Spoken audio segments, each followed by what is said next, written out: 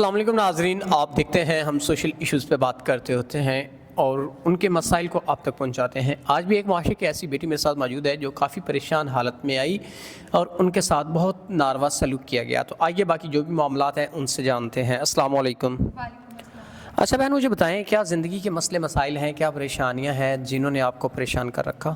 جی، معاشرے والوں نے میرے ساتھ اتنا برا کیا، اتنے غلط انہوں نے ریئیکشن مجھے دیا۔ وہ کیا کہتے ہیں، لڑکے جو ہیں اس طرح انہوں نے مجھے تنگ کیا کہ مطلب میرا باہر جانا بھی محال ہو چکا ہے۔ اگر باہر انسان نکلتا ہے تو صرف اپنی مجبوری کی وجہ سے، اپنی مجبوری کے تحت نکلتا ہے۔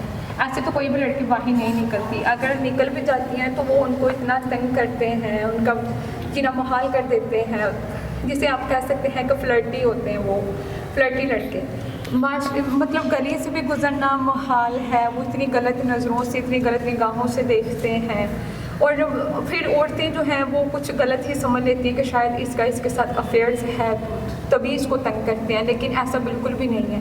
ہمارے معاشرے والوں کو ایسے نہیں کرنا چاہیے، اسپیشلی عورتوں کے ساتھ اتنا برا سلوک کرتے ہیں، کیونکہ لڑکی کا باہر جانا کس لیے ہوتا ہے؟ اپنے گھر کے مجبوری، اپنے حالات کی وجہ سے وہ اگر کوئی کام کرتی ہے تو وہ اپنے گھر والوں کو سپورٹ کرتی ہے، ٹھیک ہے۔ اب میں کیونکہ میرے باپ نے بھی قرضہ لیا ہوا تھا، قرضہ چکانے کے لیے میں ان کا سہارا بن رہی ہوں، تو معاشرے والوں کو میرے ساتھ ایسا نہیں کرنا چاہیے۔ اتنا غلط ریئیکشن دیتے ہیں، مجھ پہ تہمت لگاتے ہیں بہت، جو کہ ناقابل برداشت لڑکی کی عزت پہ آ جاتا ہے سوال۔